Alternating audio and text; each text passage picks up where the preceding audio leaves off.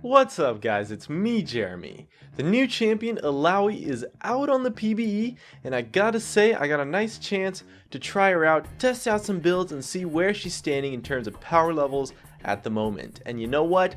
She was actually a lot more fun than I expected and has a really cool kit that you can actually make some crazy plays with in the right situations. Also, just a heads up, I'm going to assume that you already know what Illaoi does in this video, so if you don't, check out the champion preview link in the description. And please, for the love of God, spare me the hentai jokes. Anyways, let's get started.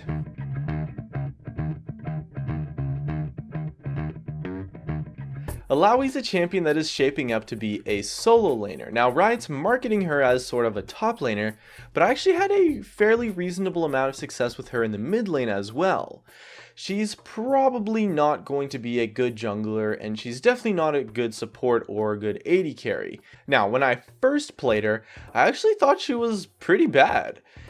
And for good reasons too. I mean, her kit has some very glaring weaknesses that you're going to get punished for big time if you aren't playing around them properly.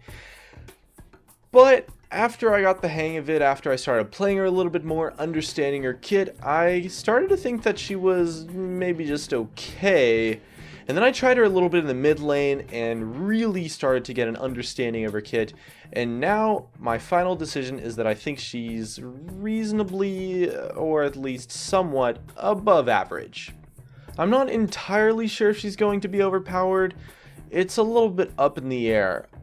But one thing that I did discover is that if you are facing against an Illaoi and you have no idea what her kit does, you are going to get totally dumpstered. Man, it's crazy.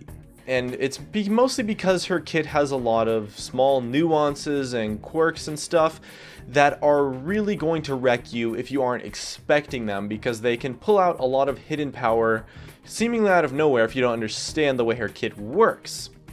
So to anyone facing her who doesn't know what she does and doesn't know how to play against her, doesn't know what to do, you're definitely going to think that she's overpowered for sure. Her main weaknesses stem from the fact that she essentially has no mobility and no crowd control. I mean, if you take a look at her W, the range is just so small that the ability becomes totally unreliable, and it's more of a damage tool rather than an actual gap closer. And the slow on the E it exists, but you're never really going to be able to proc it properly unless the opponent walks out of range, and by that time they're going to be far away from you. So both her mobility and crowd control, yes, they are in her kit, but they're completely unreliable and honestly just non-existent in a large majority of situations. And so this leaves her with a kit that has a total lack of versatility, and it doesn't really have too many options to choose in terms of your playstyle. It makes her super bad at chasing and also pretty bad at kiting or escaping, and that's something that you really have to get used to if you want to play her. A lot of times I found myself like flashing in on someone and then I realized, oh wait, I can't actually catch them. I have nothing to chase them with other than my flash. And that was a mistake I made many times, and is something you're definitely going to have to get used to. The no mobility, or at least no reliable mobility and no reliable crowd control, is a huge weakness in her kit, and honestly on paper that seems like pretty bad. But once you understand her playstyle and start to play around it, you can actually kind of make it work. She plays somewhat like a midline, which is essentially like a frontliner who never really extends. You don't want to initiate, you don't want to dive in, you kind of just sit at the front line and wait for people to come to you, be sort of this impassable wall for the opponents to cross, and if someone runs up at you, you just totally destroy them. Whenever you hit an opponent with a tentacle, you restore 5% missing HP, but the thing is, with her ultimate, you can proc 4 tentacles just about every 2 or maybe 3 seconds, so you can proc those heals over and over again in a fight and heal for crazy amounts. It's ridiculous. And if someone ever uses their mobility to jump in on you and brawl it out in melee range, it's a super easy fight to win. I mean, her damage is insane for how tanky she actually is, so she's a crazy duelist. It's just that you can never really get in range to kill someone. But when they jump in on you, it is honestly like the freest kill ever. It's so easy.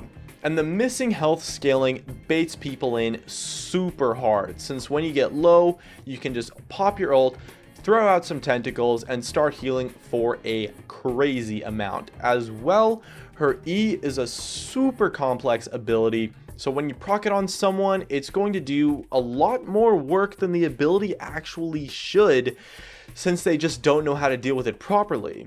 You're supposed to kill 3 tentacles, which removes the debuff, but nobody actually really does that, and so you just get a bunch of free harass off.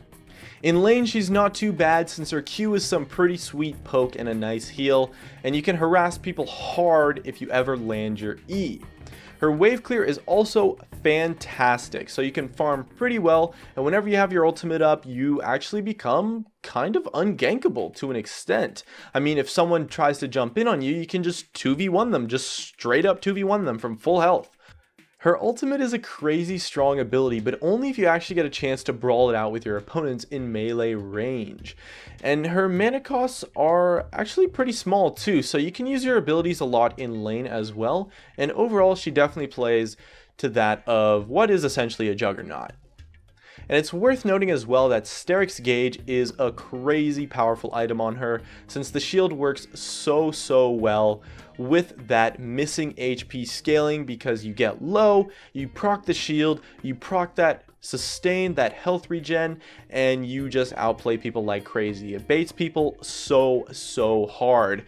And once you get a lead, you can honestly start winning like 1v3s, like just straight up. It's insane. And she becomes so crazy powerful and so hard to kill. But she definitely does lack versatility, giving her a fairly one-dimensional playstyle of hoping that your opponents kind of just come to you, and that makes her almost completely useless if you fall behind, and it makes it tough for her to do anything in the jungle or support roles. She has trouble versus anyone who can kite her reliably, and versus hypermobile duelists who can outplay her easily as well when it comes to the laning phase too. All of her tentacle attacks are dodgeable, so if you face someone who is hypermobile and has pretty good mechanics, it can be pretty tough to come out ahead. But if you're facing against a champion that has a one-dimensional mobility, like they just jump in and they can't jump out, it's not actually that hard. You just have to bait them to jump in on you and waste their mobility to close the gap on you, and then you can outplay them with your massive heals and damage.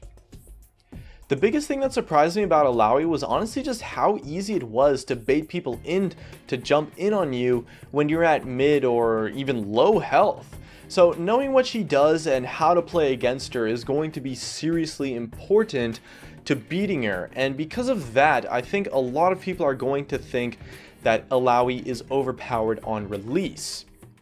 Now, whether or not she actually is overpowered on release, I'm not entirely sure, but I'm leaning more towards no. But you do have to exploit her weaknesses a lot when facing her, and oh my god, please kill the tentacles when you're laning against her. So that's just about it. What do you think of Illaoi? Leave a comment, and thanks for watching. Engaging to a game that he sure to lose. Major symptomatic fecal flaws due to twisting gut affliction, but to fork then it's time. I know it takes a mighty dose of faith, but keep in mind we just skip the ship well far along the way. Divine